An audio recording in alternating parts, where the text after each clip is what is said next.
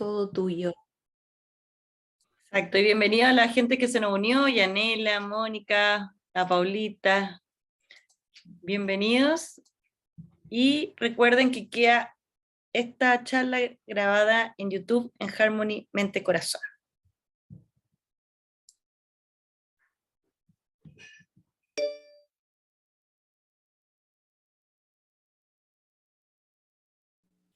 Qué rico verlos. De verdad que es un honor, un gusto, me alegra muchísimo. Y pues hoy les traigo como cada martes una propuesta de tema para que lo estudiemos juntos. Entonces les voy a contar pues lo que he podido como, yo les he contado siempre que para mí esto es como un rompecabezas y que voy encontrando piecitas y que lo que hago es como cuando tiene sentido un pedacito yo se los cuento y entre todos lo vamos armando y me parece súper interesante. Entonces esta semana el tema es sobre qué es la espiritualidad dentro de la fe Bahá'í. Y es porque, pues, en últimas, cuando estamos hablando de la fe Bahá'í y nosotros frecuentemente usamos el término de crecimiento espiritual, pues hoy la reflexión es, bueno, ¿y qué es eso? ¿O cómo lo podemos entender? Entonces, vamos a partir, como siempre, con unas citas que son, pues, adecuadas al tema. Esta, por ejemplo, me pareció muy bonita. Dice, sabed, oh vosotros, los poseedores de percepción. Ahí ya nos está refiriendo a un grupo especial de seres que sienten que poseen percepción, que la verdadera espiritualidad es como un lago de aguas claras donde se refleja lo divino. Tal era la espiritualidad de Jesucristo. Hay otra clase que es como un espejismo, que parece ser espiritual y no lo es. Lo que es auténticamente espiritual debe iluminar el camino hacia Dios y debe desembocar en obras. No podemos dar crédito al llamamiento a seres espirituales si no hay resultados. El espíritu es la realidad. Y cuando el espíritu de cada uno de nosotros busca unirse a la gran realidad, debe a su vez dar vida.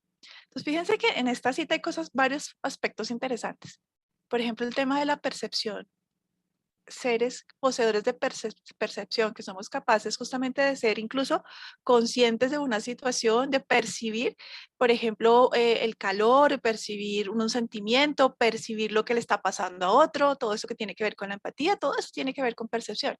Pero miren una cosa que me parece súper linda cuando dice, lo que es auténticamente espiritual debe iluminar el camino hacia Dios y desembocar en obras.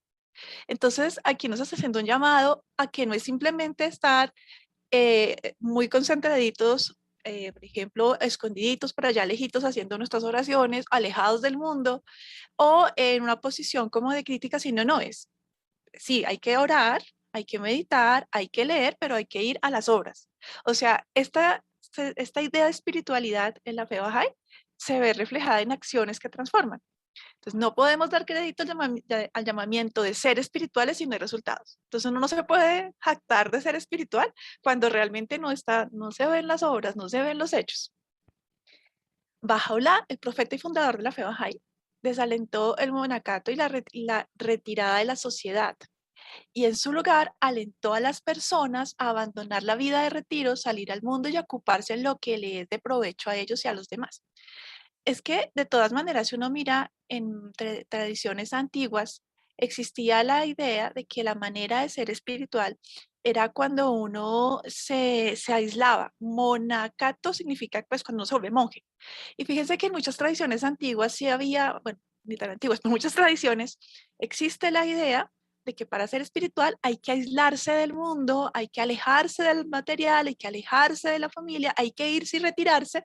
Y entonces allá en la soledad de una gruta o de un convento, de una celda, de un espacio, celda se les llama a los lugares donde las monjas y los novicios viven. Entonces allá usted se va a encontrar con Dios. Pero resulta que en la fe Bahá'í dicen, no, es que usted tiene que ir al mundo y justamente colaborar, contribuir, servir. Ese es el servicio, esa es la idea, ir a servir, no simplemente buscar la iluminación por usted solito, sino que usted la va a lograr a partir del servicio. ¿Se acuerdan que hace 15 días hablábamos que es algo así como si cada uno de nosotros fuera una vela? Pero una vela guardada en una habitación solita, pues como que para qué, o sea, sí, ahí está la vela, está iluminando, pero es que si no hay nadie, ¿qué sentido tiene? En cambio, esa misma vela, cuando ese fuego encendido empieza a encender otras llamas, ella no se agota. Al contrario, está iluminando a otros, está encendiendo otros fuegos, está expandiendo esa luz, está iluminando a otras personas. Ahí sí tiene sentido. Entonces decíamos, nosotros no vamos a hacer una hermosísima vela guardadita en una caja sin prender, ni tampoco una hermosísima vela en un cuarto oscuro y solo. No, nosotros vamos a hacer esa llama que se enciende para encender a otros, que se enciende para iluminar a otros, que se enciende para dar calor a otros. Y ahí está el sentido del servicio. Con la metáfora de la vela, lo que decíamos era que es muy bonita esa metáfora porque la llama, cuando se comparte, no se agota. La llama de fuego puede encender 1000 velas y no se acaba. Lo que se va acabando es la parafina de la vela. Y ese es el servicio, ese es el ego que se va derritiendo, ¿no? Ese es el servicio. Pero la llama no se agota. Puede prender muchas velas y sigue siendo fuerte, brillante, bonita. Además, la fe Bahá'í no llama al puritanismo, ni al ascetismo o al desapego extremo de la sociedad humana. El mantener tales altas normas de conducta moral no debe ser asociado o confundido con ninguna forma de ascetismo o de puritanismo excesivo y fanático. Las normas inculcadas por Bahá'u'lláh no tratan bajo ninguna circunstancia de negar cualquier derecho o privilegio legítimo para obtener mayor ventaja y beneficio de múltiples felicidades, bellezas y placeres con las que el mundo ha sido tan abundantemente enriquecido por un creador todo amoroso. Entonces aquí una cosa importante es que en la fe Bahá'í tenemos un reto más grande, que es ser moderados. Entonces no es que nos desapeguemos absolutamente de todo y nos vayamos pues de ascetas mendicantes como fue lo que hizo en su momento Siddhartha, sino que aquí tenemos que aprender a buscar ese equilibrio, o sea, poder servir, poder tener desapego, pero al mismo tiempo utilizar las cosas que tenemos. Es decir, es la conciencia de saber que en este momento tengo mi computador y tengo mi celular para comunicarme con ustedes, pero que si mañana no lo tengo, no significa que ya mi vida se acabó, significa que hoy lo tengo, lo utilizo, que eso es temporal, que no va a estar siempre conmigo y recordemos que el día que termine nuestro ciclo vital en este plano, esas cosas se van a quedar. También la hemos hablado en sesiones anteriores, cuando hablábamos de los egipcios, que los enterraban con todas sus cosas y con todas sus joyas y sus piedras y hasta con la esposa y hasta con la mascota. Pero ahí se quedaron, o sea, tan es así que después llegaron otros que son los que se pueden a esculcar las pirámides y se llevaron todas esas cosas, porque los bienes materiales se quedan acá. Entonces, aquí la cuestión es darle un uso adecuado a las herramientas con las que trabajamos, a las cosas materiales, darle un uso adecuado a las cosas que tenemos, ser conscientes de que eso es temporal y que lo estamos administrando temporalmente, que si las tenemos somos felices y si no las tenemos también. Entonces va más por esa línea. Entonces en la fe Bahá'í no somos así desprendidos absolutamente de los bienes materiales, sino que buscamos la moderación. Entonces con ese contexto vamos a tener aquí un concepto de espiritualidad. Este concepto y varios de los temas los tomé, entre otras cosas, del libro La lógica de las leyes espirituales, del señor William Hatcher. Ya les he contado que a mí ese libro me ha parecido muy interesante y lo fui complementando pues con otros documentos. Entonces, particularmente esta definición es tomada de este libro y dice que la espiritualidad es el proceso mediante el cual se desarrollan las facultades espirituales de una persona de manera plena, adecuada, correcta y armoniosa. Miren lo bonito de esto, proceso. ¿Eso qué quiere decir? Que toma tiempo y que además implica una transformación. Arrancamos con unas potencialidades, arrancamos con unas dotaciones iniciales, se dice en economía, y a medida que nos enfrentamos a una serie de situaciones, de retos a nivel físico, mental, emocional, incluso espiritual, resulta que vamos desarrollando esas facultades espirituales. Por eso es un proceso de transformación. Eso es la espiritualidad. Y como proceso significa que de entrada no somos perfectos, porque la idea es que se vaya transformando y que muchas de las cosas a las que nos vamos a exponer o que nos expone la vida en diferentes niveles, los retos o las crisis, lo que están buscando es potenciar en nosotros desarrollar esas facultades. Hace poquito, de hecho antes de la charla, estaba viendo un meme que me mandó un amigo y me decía que ninguna carretera recta hizo un buen conductor. Es decir, los que son buenos conductores es porque han aprendido justamente a manejar en carreteras que son difíciles. Y eso es lo que desarrolla en ellos y en su cerebro la habilidad para poder enfrentar a obstáculos en la vida. Entonces, en esa lógica, fíjense que cuando uno entiende la espiritualidad como ese proceso mediante el cual desarrollamos facultades espirituales de una manera plena, adecuada, correcta y armoniosa, pues uno ya se da cuenta que ser espiritual no significa que uno sea un santo que no hace nada malo, no, significa que uno es un ser humano en proceso de aprendizaje. Y eso va a ser muy importante a lo largo de la conferencia. Del mismo libro me pareció muy interesante que el señor Hatcher dice, en ese orden de ideas, la moral en la fe Bahá'í se entiende como aquello que favorece y hace progresar el proceso del desarrollo espiritual. Entonces, en el libro él dice, mire, es que hay cosas que usted las puede ver como algo que es incorrecto, pero resulta que enfrentarse a ese reto está desarrollando en usted capacidades que hacen parte de su desarrollo personal. Por eso es que uno no debe juzgar a las personas, ni comentar, ni murmurar, porque es que uno no sabe ese reto que está viviendo esa persona, esa situación, esa enfermedad, ese, por ejemplo, decepción a nivel físico, amoroso, lo que sea, que está fortaleciendo en esa persona. Es que ese reto está en su vida por algo. Algo él tiene que desarrollar. Detrás de ese reto hay una gran oportunidad, pero es solo algo que va a saber él. Entonces, por eso, un acto de compasión de nuestra parte es no juzgar, no criticar y no murmurar de las situaciones difíciles y adversas de los demás. Toda ley, consejo, norma de conducta contenida en las escrituras de la fe Bahá'í puede ser interpretada en gran parte desde este punto de vista. Entonces, entendiendo la moral, justamente como todos aquellos eventos, situaciones, todas aquellas situaciones que favorecen el progreso espiritual de una persona, estaría en el marco de la moral.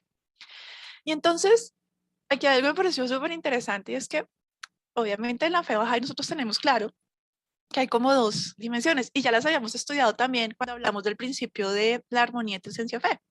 Y decíamos, bueno, hay una parte que es la parte material, que es lo que podemos tocar, que es donde nos movemos, donde estamos. Y otra parte que es la parte espiritual, que es la que no es material, la que no se ve de manera directa. Entonces, esa dimensión física, en la dimensión física de la existencia, lo que somos como nosotros como seres humanos deriva de esa dotación genética de nuestros padres. Entonces ahí hay una información genética, un banco de información genética que define pues de pronto mi color de ojos, cabello, facciones y pues todo lo que corresponde por esa vía. Pero resulta que, digamos que nosotros nacemos con una dotación genética, pero también el entorno en que nos encontramos modela nuestro modelo mental, nuestro cerebro y también en gran medida nuestro carácter. Entonces también lo hemos hablado en charlas pasadas, que la neurociencia nos dice hoy en día que nuestro cerebro se moldea, se adapta y cambia de acuerdo a las experiencias a las que las personas somos sometidas o estamos enfrentándonos. Entonces, si usted se enfrenta, por ejemplo, de pequeño a una situación de abandono, pues su cerebro de alguna manera también se adapta a eso, se estructura de alguna manera para protegerlo. Puede pasar, por ejemplo, que ese trauma quede de alguna manera bloqueado para que usted, de una forma que su cerebro busca protegerlo usted para que usted siga adelante.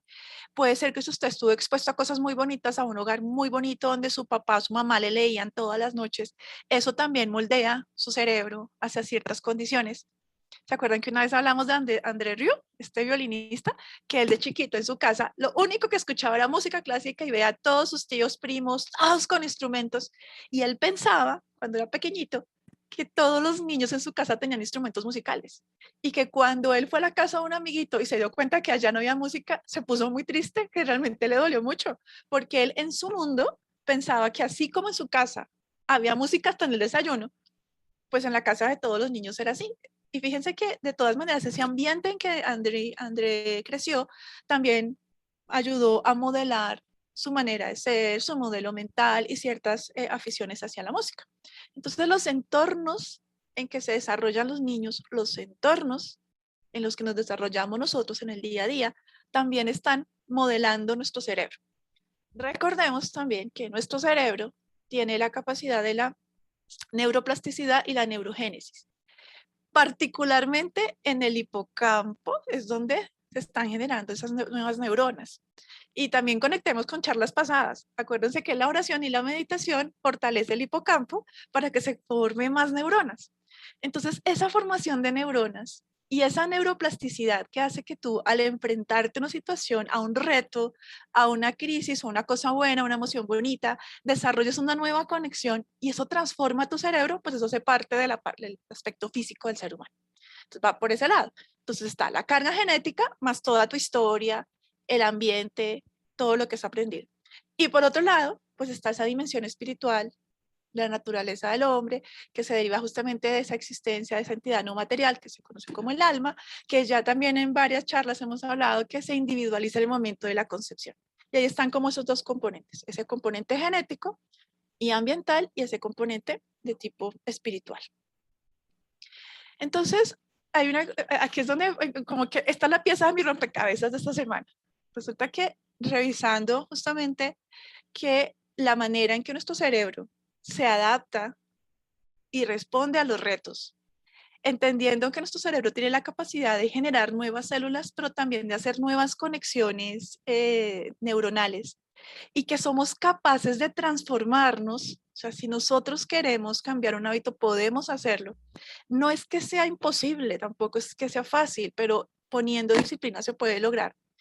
Entonces uno empieza a darse cuenta que si hay unas facultades, una parte, digamos, física, genética, hay una parte espiritual, pero resulta que revisando se da uno cuenta que existe una manera, un punto de conexión entre esos dos mundos, entre ese mundo espiritual y ese mundo material, que también tiene que ver con todo lo que la neurociencia ha descubierto, y es el aprendizaje. Resulta que cuando el niño nace, chiquitín nace, tiene toda su estructura cerebral, con el potencial para lo que sea. O sea, todos nacemos con cantidad de células y de conexiones y de neuronas ahí súper activas.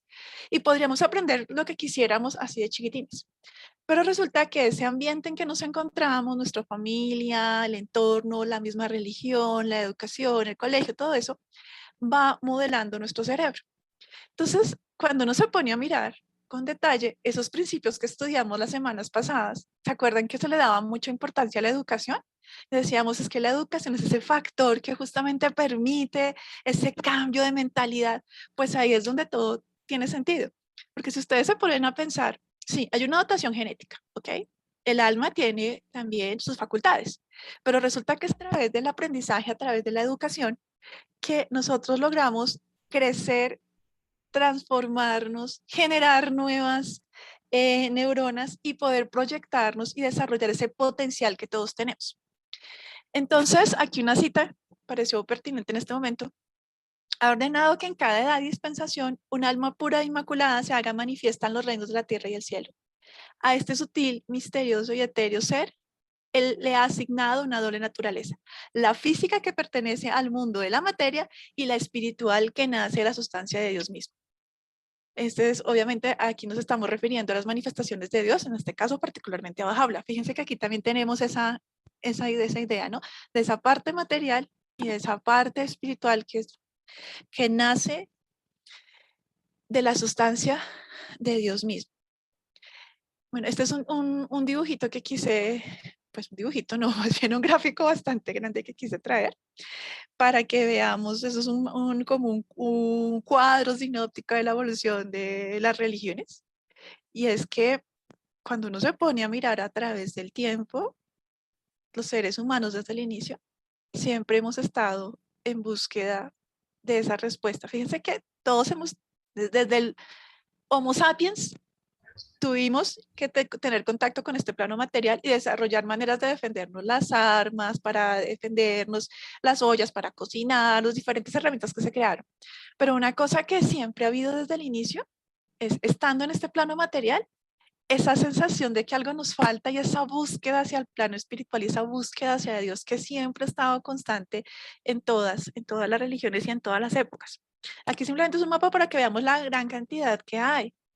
Generalmente nosotros nos pasamos como las que más conocemos, pero a través del tiempo han habido muchas, incluso hoy en día existen varias, y que comparten todas, pues tienen varias cosas en común. Y es esa búsqueda justamente por esa respuesta, por esa búsqueda por el Padre, esa búsqueda por algo que sentimos que está ya en el corazón y que queremos reconocer instintivamente y naturalmente. Pero entonces, ¿qué sucede? Si bien es cierto, tenemos esos dos componentes, Y la educación parece, por ahora ya más adelante lo volverá a retomar, ese punto que nos va a permitir justamente cómo conciliar esa búsqueda, no desde el punto de vista de la razón simplemente, sino la conexión también desde el corazón. Resulta que, claro, el ser humano desde siempre estaba buscando esa respuesta. Y la mayoría de los sistemas tradicionales de creencias religiosas parecían ser o parecen ser la respuesta inicialmente. Entonces, si uno mira, y eso también lo hicimos cuando estudiamos la revelación progresiva uno por uno, nos dábamos cuenta de que el mensaje era puro y perfecto, que el mensaje siempre fue el mismo, que ese mensaje de amor y de unidad estuvo constante, que cada manifestación de Dios en el momento que llegó traía ese mensaje para la humanidad en ese momento, en el contexto que podían entenderlos, en los términos que podían entenderlos. Pero que una vez deja el mensaje y se van, recuerden que veíamos que Krishna y incluso Zoroastro también habían abolido una serie de tradiciones y de rituales que ellos decían, no, ya no más. Pero ellos se iban. ¿Y qué pasaba con las personas? A la vuelta del tiempo, otra vez estaban en las mismas, haciendo los mismos rituales e incluso inventándose reglas. Entonces, ¿qué termina sucediendo? Que pareciera como si una y otra vez las creencias que empiezan siempre con ese mensaje de la manifestación de Dios, con ese amor, con esa luz, de repente se vuelven como rígidas, se convierten como en patrones sociales rígidos, más bien dogmas. Entonces la gente empieza a repetir rituales y cosas, no porque entienda lo que hay detrás, sino simplemente porque hay que hacerlo. Entonces, que hay que hacer determinada actividad a las 5 de la mañana mirando para la luna. ¿Y por qué? No sé, pero aquí siempre se ha hecho así. Entonces resulta que esa idea, por ejemplo, del dogma, esa idea de, por ejemplo, del miedo que imperó en la Edad Media, que las personas no podían leer la Biblia, se les hacían interpretaciones y todo terminaba siempre en castigos y siempre el malo era usted. Entonces el terremoto era su culpa, eso lo estudiamos cuando vimos la armonía de ciencia y fe. Todo eso genera en las personas un cierto rechazo, cierta resistencia. Y entonces muchas de las personas que hoy en día siguen haciendo esa búsqueda de esa respuesta, de encontrar justamente ese camino hacia el Padre, ¿con qué se van a encontrar? Se van a encontrar con unas estructuras rígidas, dogmáticas, donde preguntar es sacrilegio, donde preguntar está mal, donde usted solamente tiene que limitarse a seguir un proceso y tiene que limitarse a hacer caso. Y resulta que eso pareciera que no es como tan compatible con los cambios tan rápidos que hay ahora y con las preguntas que la gente se hace. Entonces, fíjense que tal vez hace unos 30 años usted podría decirle a alguien que está conociendo la fe, ay, no, mire, tranquilo, créame que después usted va a entender, eso no se preocupe, usted simplemente hágalo. Pero hoy en día los jóvenes y las personas que estamos llegando a la fe, pues ya no nos basta eso, sino queremos saber, ¿y por qué? ¿Y por qué? Y cuando ya no hay una respuesta o cuando la respuesta no es suficientemente convincente, ¿qué sucede? Pues las personas prefieren alejarse porque hay mucho miedo, porque hay mucho temor a caer de pronto en algo que pueda hacerles daño. Entonces aquí lo que estamos viendo es que incluso todavía hoy muchas corrientes que en su base en esas manifestaciones de Dios eran perfectas, hermosas, con un mensaje muy bonito de paz, de unidad, de justo medio, de compasión. Hoy en día, algunas de ellas se paran como en una lógica de que ellos son los únicos y verdaderos, los elegidos, y que todos los demás están equivocados. Y pues ahí tenemos un problema porque entonces, ¿qué termina pasando con las personas que están en esa búsqueda? Pues que al encontrar una postura tan tajante, donde solo lo que esas personas piensan es verdad y todo lo demás carece de sentido, eso como que no, como que ahí no es. Pero por otro lado, entonces, ¿qué termina pasando? Muchos empiezan a irse hacia el lado de la ciencia. Y pues sí, la ciencia son cosas interesantes, pero la neurociencia ha ayudado mucho y la medicina, y sí, la ciencia, la tecnología en este momento dan la parada, pero hay un problema. Por mucho que la ciencia avanza, no resuelve ese vacío, esa búsqueda, esa necesidad de Dios. Por mucho que uno sepa de neurociencia, y lo hemos hablado también en charlas pasadas, sí, con la neurociencia hemos podido ver cómo se ilumina el cerebro cuando meditamos. Pero la única manera en que usted puede sentir qué pasa cuando medita es meditando, cuando usted se conecta efectivamente con Dios. Entonces la ciencia nos ayuda como a entender cosas, pero aún así se queda corta a la hora de responder ciertas preguntas y sobre todo de llenar y de encender el corazón. Eso la ciencia no lo va a poder hacer nunca. Entonces, claro, en medio de toda esta crisis que se está viviendo, por ejemplo, con el COVID, las crisis económicas, ya tenemos, Chile, tenemos ahorita problema de sequía. Hay varios países en el mundo en que empieza a haber problemas de abastecimiento de agua, en el que cada vez, y lo veíamos también el día que hablamos de la abolición de extrema pobreza y extrema riqueza, cada vez vemos personas que tienen mucha riqueza, unos cuantos que tienen acumulada mucha riqueza y muchos otros que están pasando necesidad. Y en ese momento y en este momento hay mucha gente que vuelve adentro y empieza esa búsqueda y como que quisiera encontrar ese lugar de paz interior, ese lugar allá en su corazón donde se conecta con Dios, pero nos hemos alejado tanto que algunos no sabemos cómo hacerlo. Y entonces empiezan a mirar hacia las diferentes religiones o manifestaciones religiosas que hay. Entonces empezamos a ver que algunos van, por ejemplo, a yoga, hay gente que va, por ejemplo, a meditar, pero digamos, en mindfulness, por ejemplo, no tanto con un sentido espiritual, sino muchas veces con un tema más de estiramiento, de salud, pero están haciendo su búsqueda, esa es su búsqueda, no importa la razón o el momento en que vayan.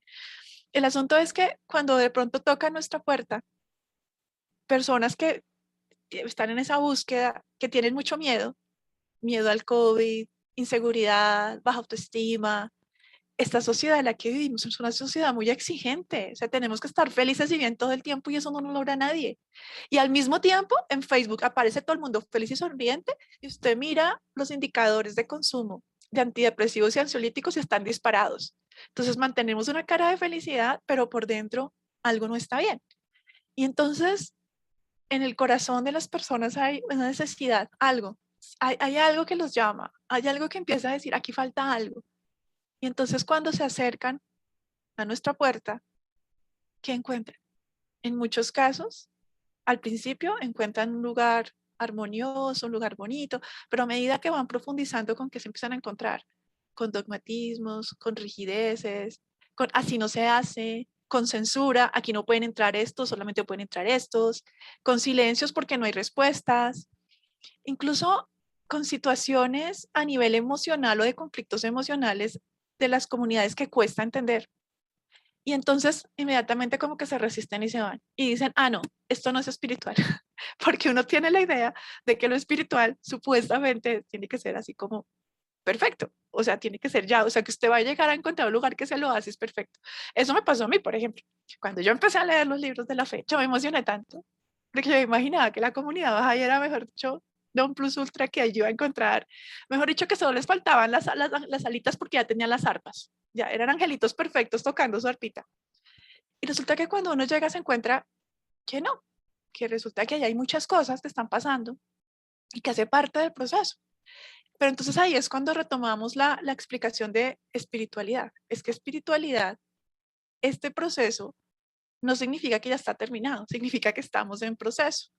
Y entonces lo que debemos hacer como comunidad es trabajar justamente para que esas cosas cada vez sean menos y hacernos conscientes, tener mucho cuidado. En ocasiones, cuando criticamos a otras comunidades, es que los cristianos, y lo he escuchado muchas veces, es que los cristianos tal cosa, es que los budistas tal otra. Hay una cosa que una profesora me enseñó alguna vez, un gesto que me ayudó mucho, me decía, cuando tú señalas, ten cuidado, cuando tú apuntas con tu dedo, hay tres apuntando, de hecho cuatro apuntándote a ti. Entonces, antes de ir a criticar allá a los hermanos budistas, judíos, zoroastrianos, venga, ¿cómo estamos nosotros? Y empecemos a resolver y a hacer cada día mejor nosotros. Entonces, venga, aquí cuando una persona pregunta, ¿cómo estamos respondiendo? El ambiente es propicio para que las personas pregunten, porque es que debería serlo. ¿Se acuerdan cuando estudiamos la libre investigación de la verdad? La investigación parte de preguntas. Entonces debería haber el espacio para que las personas pregunten. Debería haber el espacio para escuchar a los demás. Deberíamos abrir el corazón para las personas. A veces no todo el mundo nos cae bien, pero pues a ver, hay que trabajar en eso. Entonces aquí un poco la cuestión es que, por un lado, en la fe Bahá'í, una de las cosas más bonitas que tiene, que a veces nos cuesta mucho, como por lo menos me ha costado a mí mucho entender, es que aquí todo se une y de repente todas las piezas encajan perfectamente. Entonces, incluso Panchito alguna vez me explicaba que por qué razón el mayor reto para un Bahá'í era otro Bahá'í. Y me lo explicaba aquí, y le voy a pedir que nos cuente la historia porque él se la sabe muy bien. Yo no la tengo tan clara, pero siempre me llega a la mente la metáfora del huevito. ¿Sí te acuerdas, Panchito? Del pollito en el huevito. ¿No la puedes contar, por favor? Gracias, Claudia, y qué memoria que tienes para recordarse, ya me había olvidado que te lo había contado. Esta es una metáfora que nos compartió el señor Abitaz El Zadeh y que es muy interesante y nos hace pensar en un huevo y que dentro, naturalmente, hay un embrión de un pollito. Ahora, el grueso que tiene la cáscara es de 0,2 milímetros, 0,3 milímetros, o sea, es prácticamente nada. Sin embargo, dentro de ese huevo se está desarrollando una vida. Y nosotros desde fuera, por muy delgada que sea esa cáscara, no tenemos idea en qué fase de desarrollo se encuentra ese pollito. Si lo partiéramos ese huevo a los 10 días, olería horrible, olería horrible, olería a algo que está totalmente podrido. Pero nosotros dejamos que el proceso siga. Y cuando llega los 21 días, se rompe la cascarita y surge un pollito. Que no huele mal. Ese pollito, ¿de qué se alimentaba cuando estaba dentro de la cáscara? María del Carmen, ¿de qué se alimentaba ese pollito?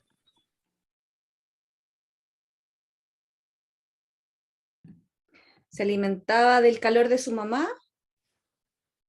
No, esa es una sensación.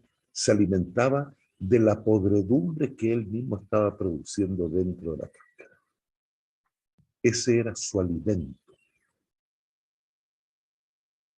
Y cuando pasaron los 21 días, el pollito ya se había desarrollado y se había desarrollado con la podredumbre que había. Sin embargo, cuando nace, el pollito sale caminando, no huele mal, y a partir de ese momento comienza entonces un crecimiento más acelerado. De la misma manera, las comunidades bahá'ís son en este momento como esa cáscara de huevo. Y dentro de ella estamos nosotros, todavía. ¿De qué se alimenta hoy la fe bahá'í? ¿Cuáles son los insumos que está recibiendo la fe bahá'í desde el exterior? Gente tan bruta, brutal, deficiente como somos nosotros mismos. Así están haciendo en la fe bahá'í, con gente de todas las capacidades, incluso de mínimas capacidades. Sin embargo, esa es la materia prima con la que hoy la fe está naciendo dentro de un embrión. Y una persona que está fuera de la comunidad bahá'í le resulta imposible saber qué hay dentro de una comunidad bahá'í. Porque para saberlo hay que estar dentro. Desde fuera son simples conjeturas nada más.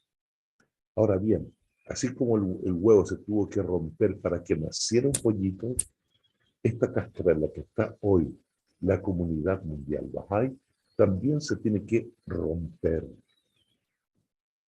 Ese es el gran momento que Bahá'u'lláh anuncia que aparecerá súbitamente aquello que hará temblar los miembros del cuerpo de la humanidad y entonces y solo entonces será desplegado el estandarte divino. Cuando se rompa esta cáscara, la comunidad mundial bahá'í será visible y comenzará de verdad el desarrollo sostenido, lógico y armónico con el mundo que estamos viviendo ahora para toda la humanidad.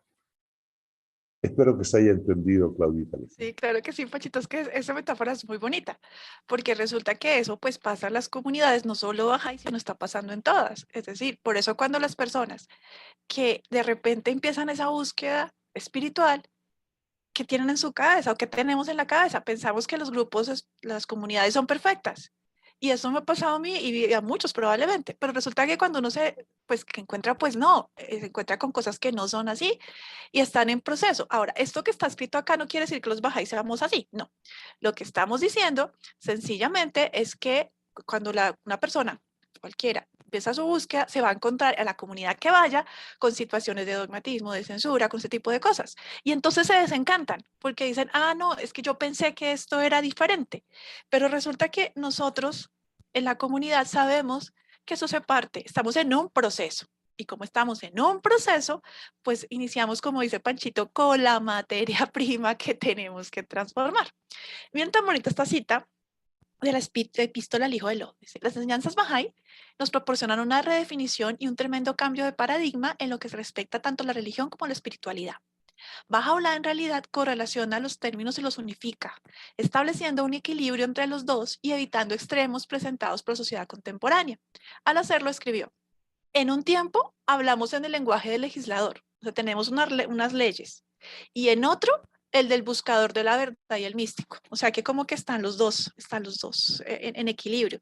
Y es que si ustedes miran con detalle, todas las manifestaciones de Dios nos han hablado de eso, de esa búsqueda del equilibrio, nunca irnos a extremos. Los bajáis creen que Baha'u'lláh, o creemos que Baha'u'lláh es esa alma pura e inmaculada, el más reciente de los mensajeros divinos enviados para iluminar espiritualmente a la humanidad.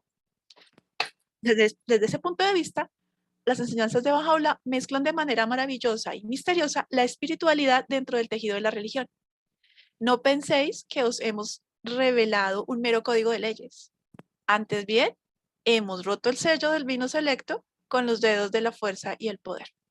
Entonces, fíjense que en la fe Bahá'í tenemos el orden administrativo, tenemos unas leyes, pero también tenemos todo ese componente maravilloso del corazón, de la compasión, de la bondad, del servicio.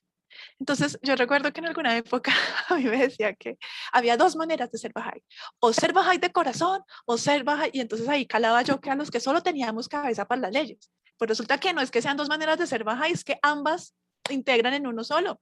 Tenemos que ir de un ladito van las leyes y de otro lado va todo lo que es el servicio, todo lo que es la compasión, todo va unido. Y pues ahí volvemos a encontrar esa pieza que está recurrente en todo lo que aprendimos de la fe, que es justamente lo que tiene que ver con la unidad. Dentro de este nuevo sistema de misticismo espiritual, Baha'u'lláh entrelaza armoniosamente las enseñanzas bahá'ís de espiritualidad y religión práctica, uniendo y reconciliando los dos aspectos tal como une a todas las personas, a todas las naciones y a todas las religiones. Recordemos que la división es una idea de la mente humana, pero no es porque seamos malos. Lo que pasa es que para nuestro cerebro es muy difícil procesar las cosas completicas. Entonces, por ejemplo, para nuestro cerebro no es fácil entender cómo funciona el cuerpo humano completo, todo el tiempo. O sea, el corazón, los pulmones, el hígado, todo eso, no.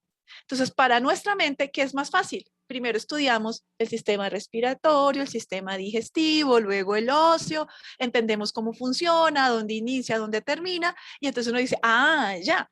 La idea es que después uno lo pueda integrar y entendamos que aún uniéndolo, para que ese ser humano viva requiera el alma y más cosas.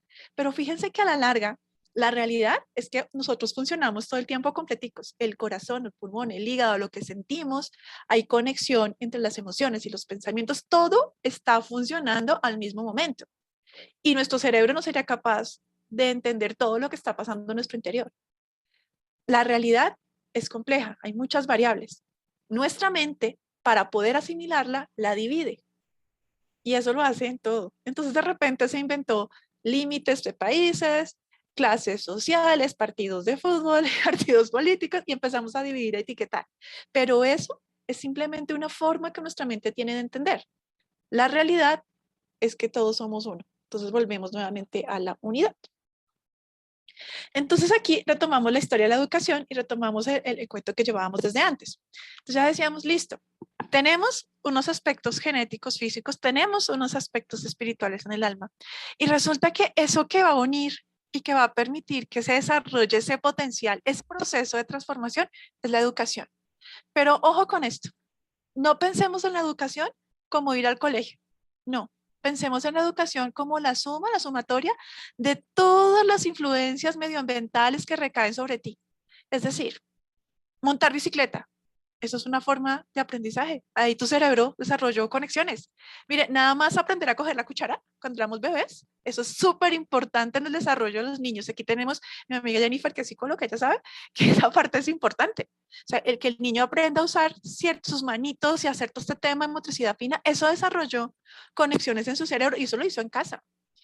El hecho, por ejemplo, de que tú te enfrentes a una persona que no te cae bien, pues que te enfrentes, no, que tengas que, por ejemplo, verte con una persona que no te cae bien y tengas que con todo el amor del mundo ayudarle en algo, eso es para tu cerebro un aprendizaje. Eso hace parte de ese proceso de transformación. Entonces, nos damos cuenta que el único componente de nuestro carácter que es susceptible de ser modificado es justamente aquel que se adquiere a partir de la educación. ¿Se acuerdan que hace un rato les había dicho que el aprendizaje en el cuerpo humano se hace a partir de conexiones neuronales? Entonces, fíjense cómo todo empata de divino. Entonces, resulta que cuando tú te enfrentas, por ejemplo, a una situación nueva, aprender a tocar guitarra, conocer a una persona nueva, estás generando nuevas conexiones neuronales, estás transformando tu cerebro. Pero resulta que cuando, por ejemplo, aceptamos con obediencia y con paciencia una situación, ahí también estamos generando conexiones neuronales, también estamos transformando nuestro cerebro. Y cuando hacemos oración y meditación, ¿se acuerdan que el hipocampo se vuelve más gordito? Pues ahí también estamos transformando nuestro cerebro y estamos justamente haciendo también nuevas conexiones. Entonces, fíjense una cosa, que aquí es donde todo cuadra divino. El proceso de crecimiento espiritual implica aprender a dar respuestas a circunstancias y situaciones del día a día. Eso es el proceso de crecimiento espiritual, es un proceso de aprendizaje, de un proceso de aprendizaje especial, porque no se reduce únicamente a lo cognitivo, a lo lógico, a la razón, no. Involucra también los sentimientos, involucra esa parte en la que nuestro ego tiene que empezar a limarse. Entonces, por ejemplo, a mí me cuesta, algo que me cuesta mucho es que me lleven la contraria. Y cuando yo de manera consciente digo, voy a hacer el esfuerzo de aceptar lo que el otro me dice y empiezo a leerme la tabla de más muy juiciosa. Y cuando me enfrento a la situación, pongo de mi parte, ahí estoy transformando mi cerebro, estoy generando nuevas conexiones neuronales, estoy enseñándole a mi cerebro una forma distinta de enfrentar las cosas y ustedes saben que el cerebro se conecta con el corazón y ahí hay un crecimiento espiritual. Entonces el crecimiento espiritual es un proceso de formación de un género muy especial, porque allí estamos, cada vez que estamos aprendiendo algo en los diferentes niveles, estamos desarrollando facultades de nuestra mente, estamos desarrollando facultades también que están ahí en nuestra alma. Entonces, fíjense ustedes cómo todo de repente encaja y entonces uno entiende por qué para la fe Bahá'í la educación de los niños y las niñas es tan importante, porque es allí donde inicia esa parte, esa conexión con lo espiritual, ese proceso de crecimiento y desarrollo espiritual. No, y fíjense ustedes que por algo Bahá'u'lláh nos dice, no se me queden en una cueva rezando, porque es que allá usted no va a lograr desarrollar. Mire, el verdadero reto, como nos dice Panchito, es enfrentarse con los otros bahá'ís. A ver, vaya a ver y trate usted de lidiar con todo el amor del mundo cuando usted está que ahorca a un amigo bahá'í y sabe que no puede hacerlo. Ahí usted está desarrollando unas fortalezas que solo las va a desarrollar, unas capacidades en su cerebro y en su corazón que solo las va a desarrollar viviendo ese momento. A ver, lidéreme un círculo de estudio. Eso es un reto. Yo nunca lo he hecho. Yo admiro a los que lo hacen. He visto, por ejemplo, muchos de ustedes, pero por ejemplo, Víctor y Jennifer que están acá, los he visto hacerlo. Eso requiere un nivel de paciencia, más que el conocimiento, la paciencia y el amor que tienen el servicio. Pero cuando usted está viviendo eso, usted está desarrollando unas capacidades, unas conexiones en su cerebro que no hay otra manera de hacerlo que en la práctica. Y ahí, en ese momento, usted está transformando su cerebro, conectando con su corazón y el crecimiento espiritual. Entonces, de repente es que como que todo cuadra. O sea, yo les decía en un momento, mire, los principios bahá'ís no están aislados. Todos se relacionan con todos cuadran de manera perfecta. Entonces, ¿dónde inicia ese proceso de crecimiento espiritual? Podríamos decir que inicia justamente en ese momento en que aceptamos la manifestación de Dios para nuestros días y de manera obediente sus leyes y sus principios. Pero no que se quede ahí. Ahí está el punto. Crecimiento espiritual es un proceso educativo, dijimos, de un tipo especial. Y requiere que además de que usted reconoce a Bahá'u'lláh, entonces empiece a trabajar ¿en qué? Primero en usted mismo. Entonces hay que ir hacia adentro y mirar, venga, ¿dónde están mis debilidades? ¿Dónde están esas cosas que yo necesito pulir para poder justamente hacer ese canal perfecto? Entonces, en ese proceso del día a día, y entonces resulta que en su infinita generosidad y misericordia, Dios nos pone justo la persona precisa que nos va a ayudar. Entonces nos pone preciso la pareja que nos va a ayudar a pulir ese pedacito que nos cuesta, por ejemplo, del ego. Nos pone a ese amigo querido que nos recuerda cada día de manera muy sutil por ejemplo, en mi caso, lo odiosa que puedo ser a veces. Y cuando yo estoy como en mi vida normal, yo digo, no, es que es culpa de él, es culpa de él, no es mi culpa. Pero cuando yo estoy consciente de mi proceso espiritual, de mi crecimiento, empiezo a tomar lo que me corresponde y a decir, no, es que la que tiene que ser tolerante soy yo. Y efectivamente sí, tengo que ser menos arrogante y tengo que trabajar por esas cosas. Entonces, con el tiempo, porque ojo, esto es un proceso, con el tiempo, si seguimos oración, meditación, servicio y siendo cada vez más conscientes de nosotros mismos, llegaremos a convertirnos en esa expresión de ese ser maravilloso que debemos ser. Cada día buscamos ser la mejor versión de nosotros mismos en comparación al día anterior. Ir poquito a poquito, pasito a pasito, un pasito a la vez.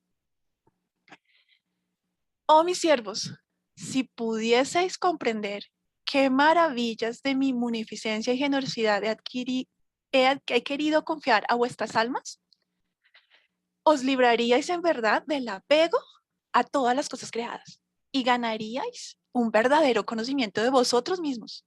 Un conocimiento que es lo mismo que la comprensión de mi propio ser. Es que es un conocimiento que no tiene que ver con el ego, sino que es un conocimiento que tiene que ver con reconocernos como parte de Dios, uno y el mismo. Entonces, fíjense ustedes que, bueno, antes de cerrar, les quiero leer un pedacito, porque no quiero que se queden tampoco con la idea de que entonces la espiritualidad es un tema únicamente de la mente y ya, porque no es así. Este es un conocimiento, esta es una transformación, es un proceso que está involucrando tanto la mente como el corazón, porque parte del corazón, recuerden que allí es donde está Dios. Entonces, es un proceso que involucra a todo el ser. Y ustedes saben que, por ejemplo, uno puede saberse de memoria las citas que quieran. Uno se puede saber de memoria hasta la tabla de Agma, bien bonita como Panchito me ha dicho que me la aprenda. Pero resulta que cuando yo me enfrento a una situación, por ejemplo, con un amigo, una dificultad, una diferencia de opiniones, y yo me pongo brava y le digo todo lo que pienso, hasta ahí llegó porque entonces tengo la tabla en la cabeza, pero no la estoy viviendo en la práctica desde el corazón. Entonces tampoco las cosas pueden ser así. Entonces, me gustaría leerles este trocito que no lo puse porque estaba larguito, pero los quiero leer. Dice, baja Ola proporciona la clave para contestar a estas preguntas. Bueno, voy a leer un poquito más atrás. Dice, puede dar la impresión de que todo esto quiere decir que en este último término la religión supone cierto tipo de disciplina cognitiva. Pero, ¿qué tipo de disciplina cognitiva podría implicar el pleno desarrollo de todas las facultades espirituales del hombre y no solamente de la mente? ¿A qué tipo de conocimiento nos referimos con el verdadero conocimiento del ser, que es lo que está en la cita? ¿Y cómo puede ser ese conocimiento equivalente al conocimiento de Dios, que es un poco lo que está en la parte final de la cita? Entonces, Baha'u'lláh proporciona la clave para contestar estas importantes preguntas en una declaración expresa en la que describe con claridad la más elevada forma de conocimiento y desarrollo accesible al hombre. Y dice así, considera la facultad racional con la que Dios ha dado a la esencia del hombre.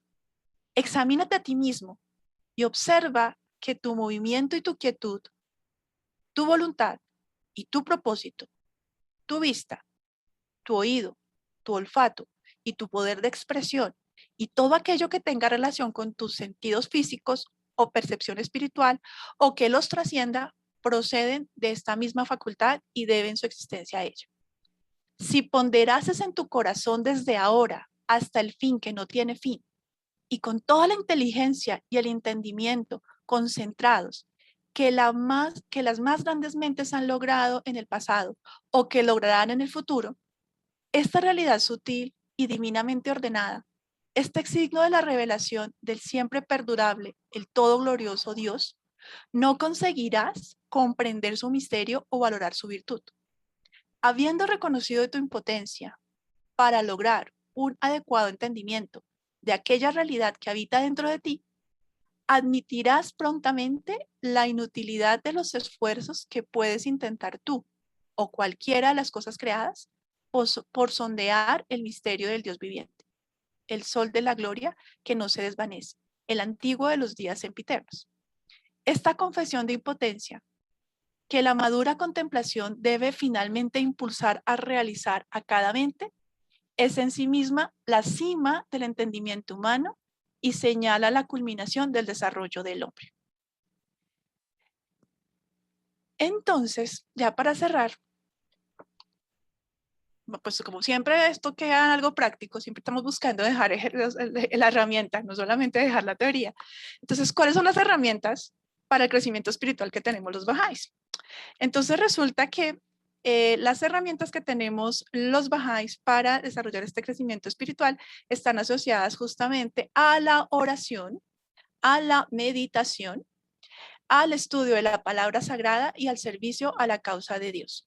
Entonces aquí otra pequeña cita dice, cuando una persona se hace bahá'í, lo que ocurre en realidad, esto es muy bonito, es que la semilla del espíritu empieza a crecer en el alma humana. Esta semilla tiene que ser regada por las efusiones del Espíritu Santo. Los dones del Espíritu Santo se reciben, ojo con esto, los dones del Espíritu Santo se reciben mediante la oración, la meditación, el estudio de la palabra sagrada y el servicio a la causa de Dios. El servicio a la causa es como el arado que se abre camino en el suelo físico cuando se siembran las semillas. Y pues ya tenemos todas unas charlas de no me acuerdo cuántas horas donde explicábamos la oración, la meditación y también ya hemos hablado del servicio. Entonces fíjese que la herramienta está en nuestras manos. Oración, meditación, estudio de la palabra sagrada y el servicio, que es lo que nos lleva a la práctica. Y de esa manera entonces vamos a lograr ese desarrollo espiritual. Porque es que en el servicio, entonces la oración, uno habla con Dios. En la meditación, Dios nos responde. En los libros sagrados tenemos la guía del camino, pero en el servicio es cuando nos toca ponernos de tú a tú con los amigos, con los bahá'ís, con nuestro ego, y ahí es donde en esa realidad, en ese punto, es que estamos desarrollando las potencialidades de pues de cada uno de nosotros y puliendo nuestro espíritu. Entonces, ya simplemente para cerrar, antes del gracias, voy a devolver aquí un par de diapositivas para que recordemos, perdón, era esta, que el crecimiento espiritual es un proceso de formación de un género especial, que justamente lo que está buscando es que desarrollemos esas potencialidades que cada uno de nosotros tenemos. Esperemos ya devolver un poquitico todo, para revisar, para que nos quedemos con esta definición. La espiritualidad es el proceso mediante el cual se desarrollan las facultades espirituales de una persona de manera plena, adecuada, concreta y armoniosa. Entonces, con eso nos debemos quedar esta noche. Es un proceso a través del cual desarrollamos nuestras facultades. Entonces, los retos, las enfermedades, los amigos que nos caen bien, los amigos que nos aman, los amigos que no nos aman, los amigos que no amamos, las situaciones difíciles de la vida, todo eso que son esos mecanismos a través de los cuales estamos nosotros desarrollando justamente nuestra espiritualidad, en el que estamos desarrollando nuestras facultades. Por eso debemos agradecerlos. Por eso debemos ver, o sea, cambiar la perspectiva. Y cuando cambiamos la perspectiva, pues también podemos identificar mejor qué es el mensaje que nos traen cada una de esas situaciones. Pues mis queridos amigos, esa fue la charla de hoy. ¿Qué tal? ¿Qué les pareció? ¿Cómo nos fue hoy? ¿Qué quieren comentar? ¿Qué les gustaría compartir? A mí me gustaría consultar algo, porque nos quedó clarísima la guía de cómo desarrollar bien la espiritualidad. Pero aquí hay algunos amigos que no son bahá'ís, que son de otras religiones o de otras. ¿Son los mismos pasos? Sí, claro.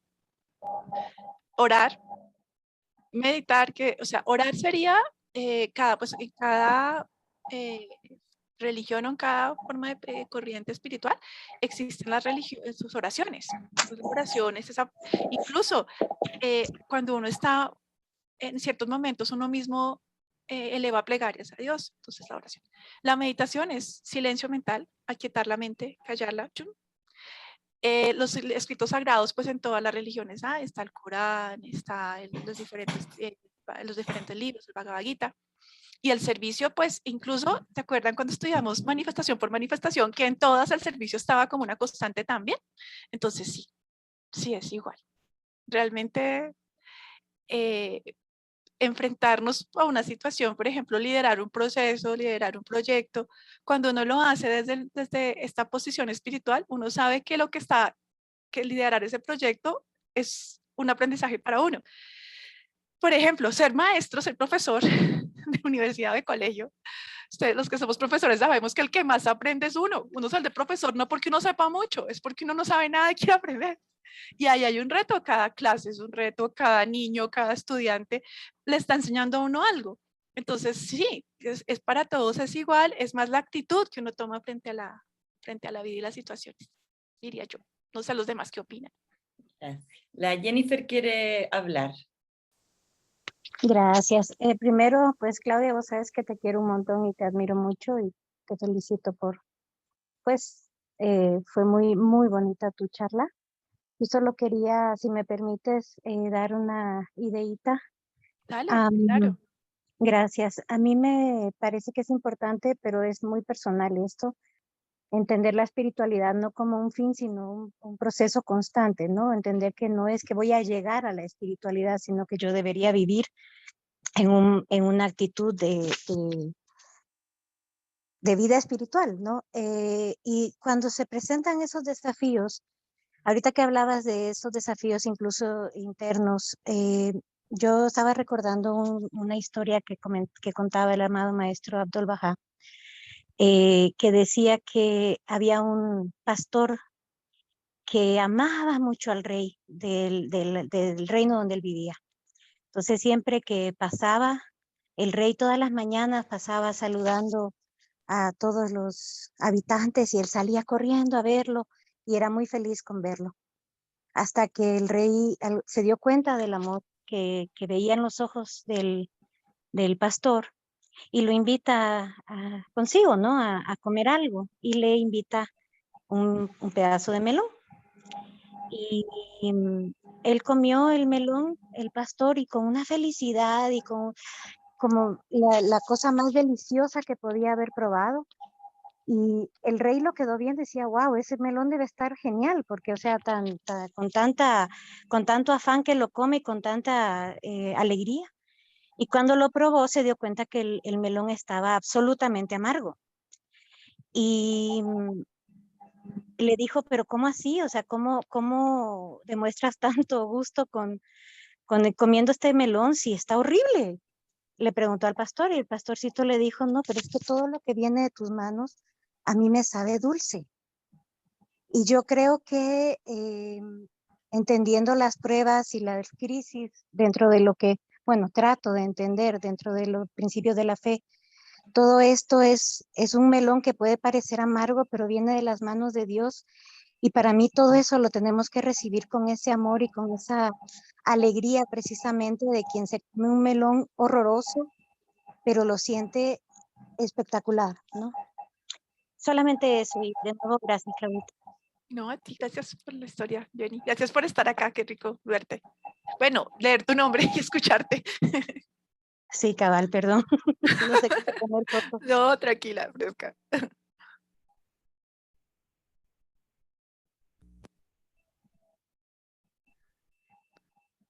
Víctor, ¿tú quieres decir algo? Ponte la cámara. ¿No?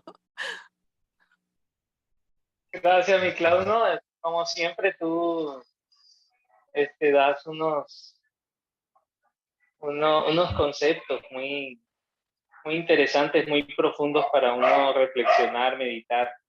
Y de verdad, dentro de las enseñanzas de la fe hay toda esa sabiduría que uno, o sea, que es algo que se va revelando su verdadero significado con los años, con las épocas, inclusive, o sea, que nosotros apenas nos tratamos de aproximar y cada vez nos aproximamos un poquito más a la verdad, digamos, de la revelación de Dios que está ahí, y uno cree que sabe algo, pero pues en unos años uno se da cuenta que lo que entendía no era, estaba muy alejado de la verdad. Entonces, siempre se puede acercar cada vez más a la verdad a través del estudio, de la reflexión y, bueno, y de la meditación y todo, como tú has dicho muchas veces. Entonces, no, muchas gracias, felicitaciones. Me encantó esa charla. Gracias, Víctor, tan bonito. Nos regala, bueno, si va a estar en el canal de YouTube, entonces para compartirla con amigos. Muchas gracias. A ti, muchas gracias. Gracias. ¿Alguien más tiene alguna pregunta, algún comentario?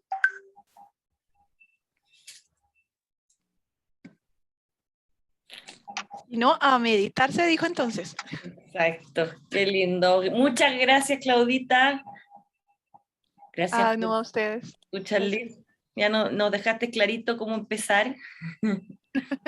No, gracias a ustedes por escucharme y tener tanta paciencia, de verdad, muchas gracias. Panchito, gracias por el apoyo.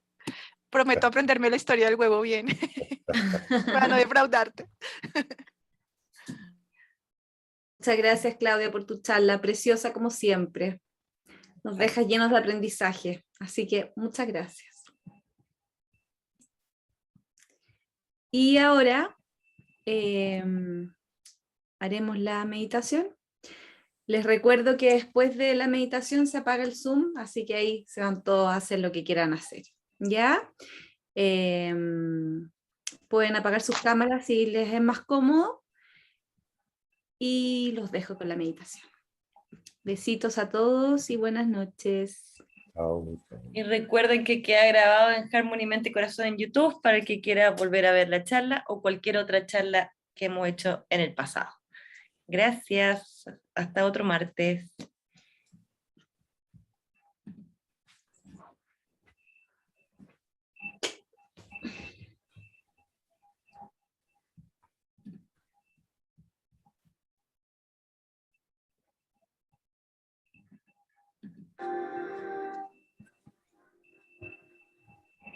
Pido que cierren sus ojos y se concentren en su respiración. Van a inspirar y exhalar por la nariz.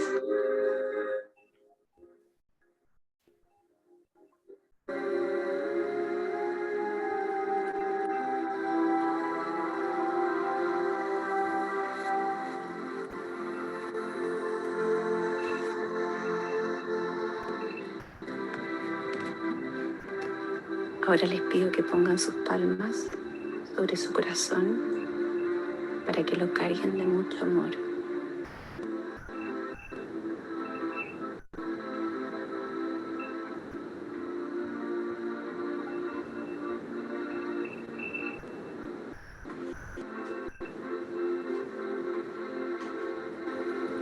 Quizás sientan un cosquilleo en sus manos o sientan como sus manos se agrandan.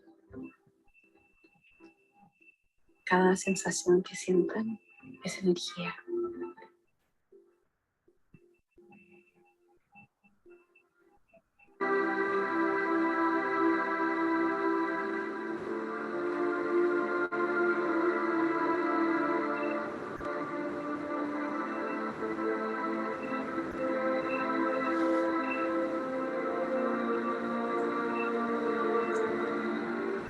Vamos a imaginar que todas las personas que estamos reunidas hoy en este espacio, nos tomamos de las manos y formamos un gran círculo. Y en ese gran círculo nos sentamos arriba de nuestro planeta Tierra, junto a todos nuestros maestros y todos los seres luminosos que están reunidos acompañándonos en esta tarea.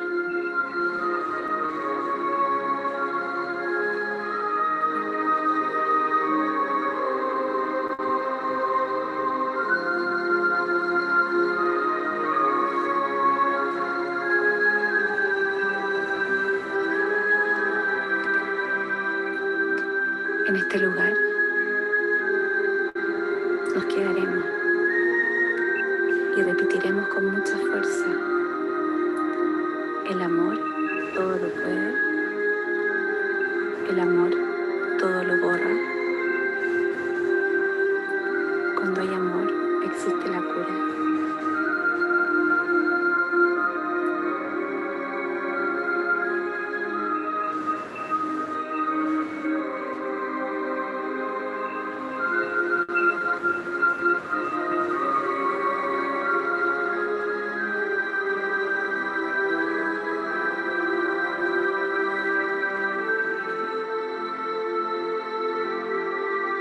Con nuestras manos llenas de energía, vamos a imaginar que tocamos la tierra y llevamos toda esa energía a cada habitante y a cada ser que se encuentra en ella. Somos muchos los que estamos en este camino y con nuestra energía de unidad, de amor, de compasión, de alegría y de fe y de todo lo que nosotros podemos aportar a este mundo, nos quedamos un ratito con nuestras manos, sintiendo cómo nuestro mundo poco a poco se va cargando de energía.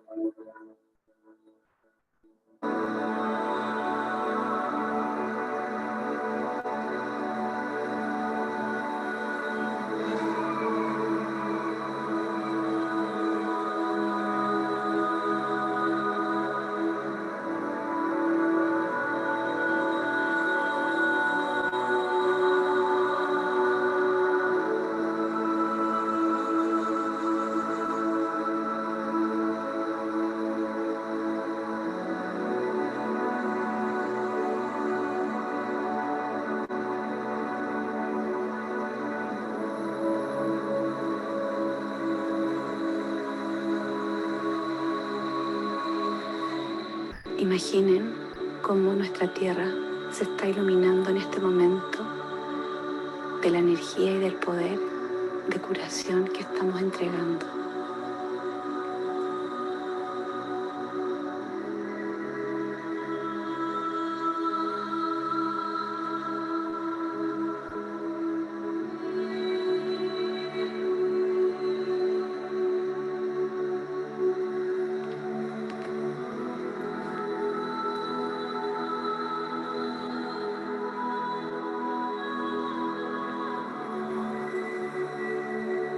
Cada alma que está junto con Dios nos ayuda diariamente en este camino. Sintamos nuestras manos cómo se llenan de grandes vibraciones, porque estamos entregando una energía maravillosa para iluminar a cada habitante de esta tierra.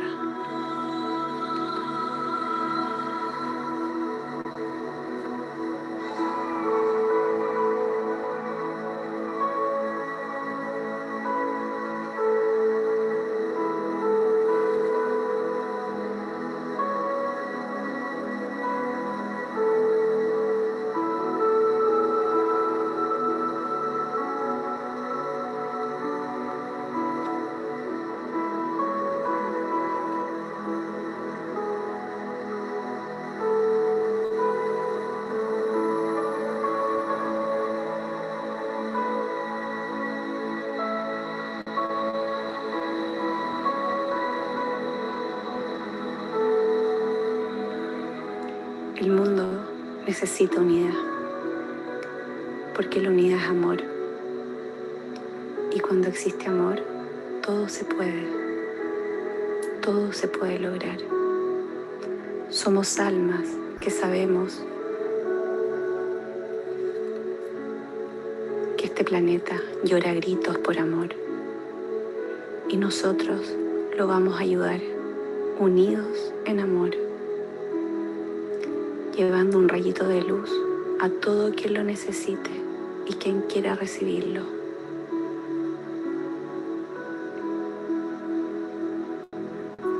Ahora, con toda la energía maravillosa que le entregamos al planeta Tierra, les pido que se lleven esa energía a su alma.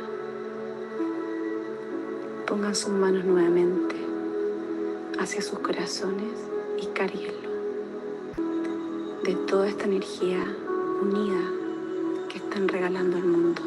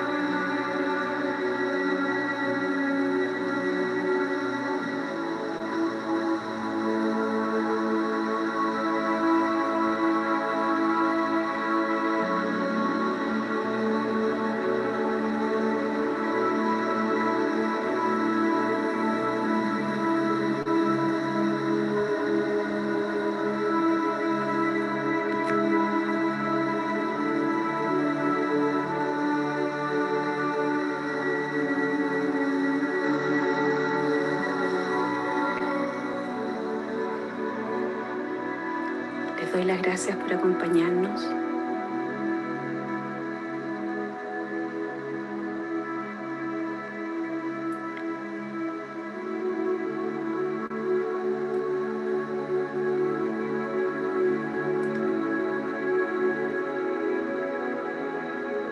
Juntos vamos a poder hacer de este mundo un mundo mejor.